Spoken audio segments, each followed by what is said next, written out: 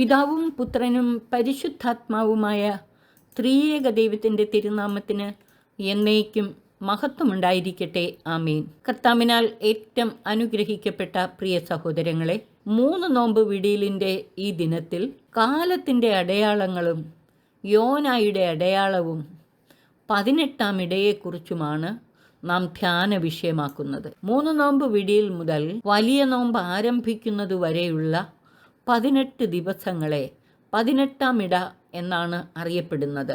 വലിയ നോമ്പിലേക്കുള്ള തയ്യാറെടുപ്പിൻ്റെ ഈ ദിനങ്ങൾ സഭാമക്കളായ നമുക്ക് അനുതാപത്തിൻ്റെ ദിനങ്ങളാണ്.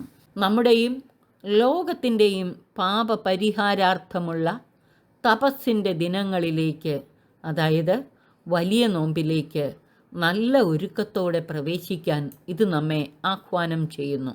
ലൂക്ക 12:54 മുതൽ 59 വരെയുള്ള വാക്യങ്ങളിൽ പറയുന്ന കാലത്തിൻ്റെ അടയാളങ്ങളും ലൂക്ക 11:29 മുതൽ 32 വരെയുള്ള വാക്യങ്ങളിൽ പറയുന്ന യോനായുടെ അടയാളവും മനസ്സിലാക്കി 3 നോമ്പ് നമുക്ക് നൽകിയ പ്രധാന സന്ദേശങ്ങളും ഉൾക്കൊണ്ട് ഇവയെല്ലാം ഹൃദയത്തിൽ സംഗ്രഹിച്ച് നിരന്തരം ധ്യാനിച്ച് നല്ല ഒരുക്കത്തോടും ശരിയായ ലക്ഷ്യബോധത്തോടും കൂടെ വലിയ നോമ്പിലേക്ക് പ്രവേശിക്കാൻ തിരുസഭ നമ്മെ ആഹ്വാനം ചെയ്യുകയാണ്. 3 നോമ്പ് വിടിയലിൻ്റെ ഈ ദിനത്തിൽ ഭൂമിയുടെയും ആകാശത്തിൻ്റെയും ഭാവഭേദം വ്യാഖ്യാനിക്കാൻ അറിയുകയും എന്നാൽ യേശുവിലൂടെ സംഭവിക്കുന്ന അടയാളങ്ങൾ വ്യാഖ്യാനിക്കാൻ അറിയില്ലെന്ന് നടിക്കുകയും ചെയ്യുന്ന യഹൂദ ജനത്തെ കപടനാട്യക്കാരെ എന്ന് വിളിച്ച് യേശു കുറ്റപ്പെടുത്തുകയാണ്. ലൂക്ക 12:54 മുതൽ 59 വരെയുള്ള വാക്യങ്ങളിൽ യേശു ജനക്കൂട്ടത്തോട് പറഞ്ഞു, പടിഞ്ഞാറ് മേഘമുയരുന്നത് കണ്ടാൽ മഴ വരുന്നു എന്ന് നിങ്ങൾ പറയുന്നു, അങ്ങനെ സംഭവിക്കുകയും ചെയ്യുന്നു. തെക്കൻ കാറ്റടിക്കുമ്പോൾ അത്യുഷ്ണം ഉണ്ടാകും എന്ന് നിങ്ങൾ പറയുന്നു, അത് സംഭവിക്കുന്നു. കപടനാട്യക്കാരെ, ഭൂമിയുടെയും ആകാശത്തിൻ്റെയും ഭാവഭേദം വ്യാഖ്യാനിക്കാൻ നിങ്ങൾക്കറിയാം, എന്നാൽ ഈ കാലത്തെ വ്യാഖ്യാനിക്കാൻ നിങ്ങൾക്കറിയാത്തത് എന്തുകൊണ്ട് നിങ്ങൾ ശരിയായി വിധിക്കുന്നില്ല? ഇവിടെ ഈ കാലമെന്ന് പറഞ്ഞിരിക്കുന്നത് നമ്മുടെ കർത്താവ് യേശുമിശിഹായുടെ ഇഹലോക ജീവിത കാലത്തെയും അവിടുത്തെ പ്രവൃത്തികളെയുമാണ്.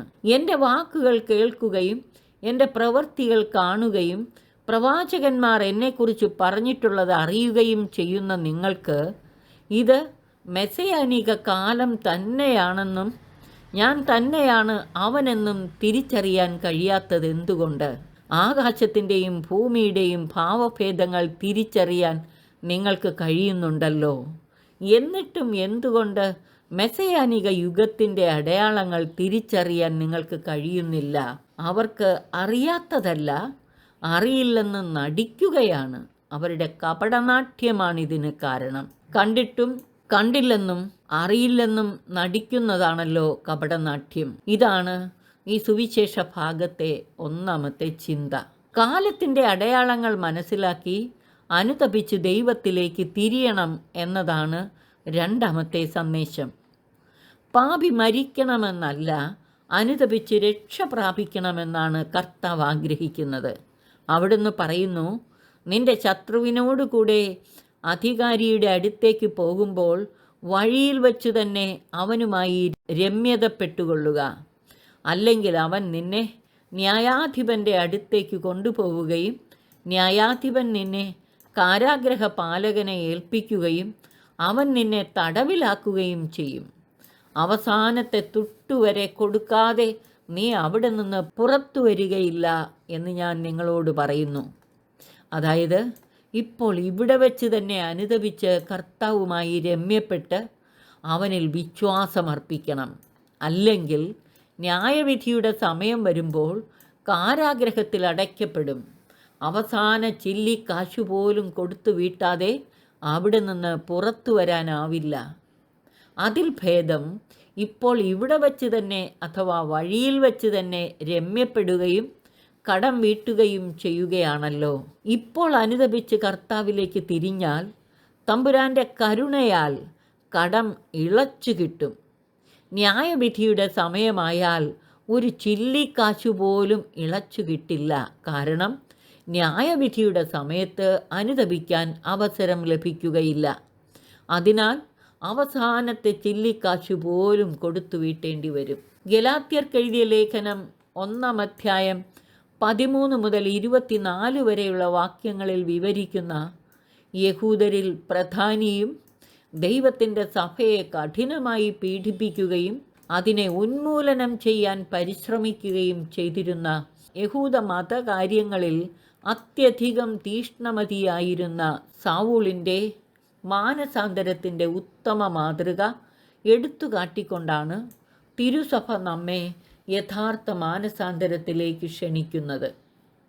ക്രിസ്ത്യാനികളുടെ ശത്രുവായിരുന്ന സാവൂൾ യേശുക്രിസ്തുവിൻ്റെ മിത്രമായ പൗലോസായി വലിയൊരു മിഷണറിയായി മാറിയതുപോലെ നമ്മിലും മാറ്റം സംഭവിക്കണം.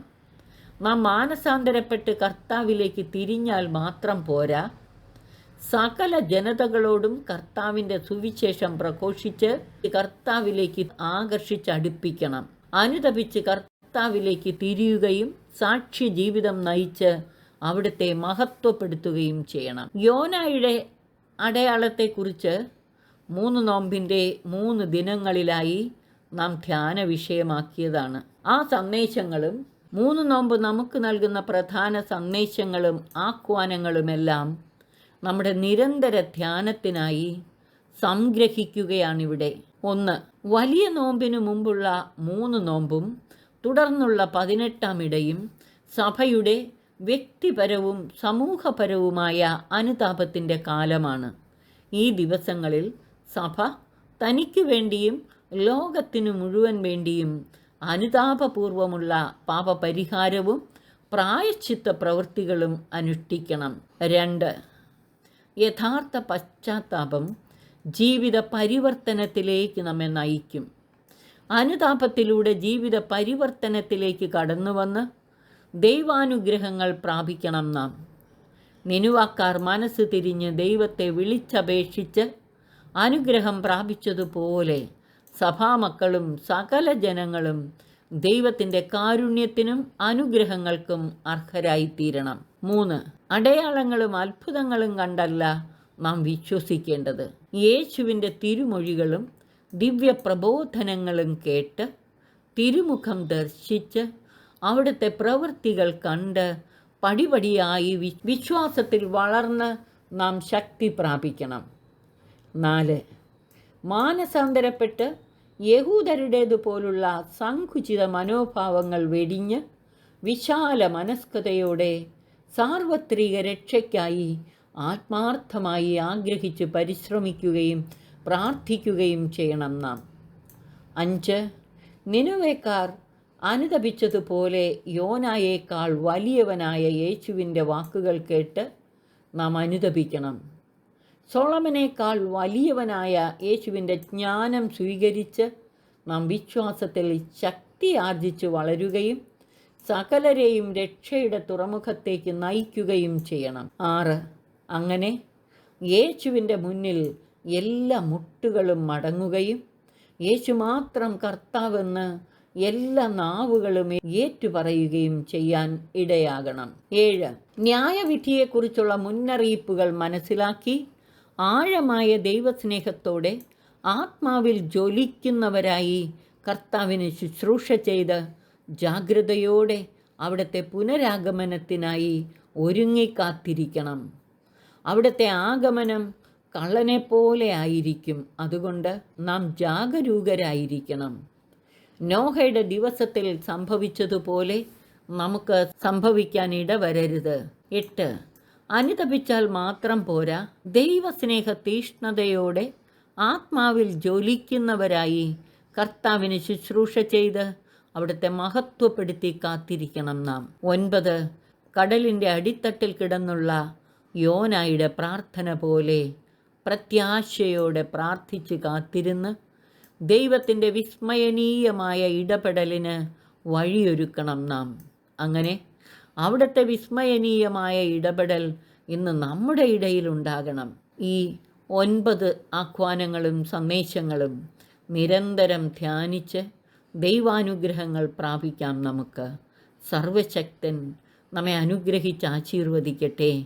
പിതാവിനും പുത്രനും പരിശുദ്ധാത്മാവിനും സ്തുതി, ആദിമുതൽ എന്നേക്കും. ആമേൻ.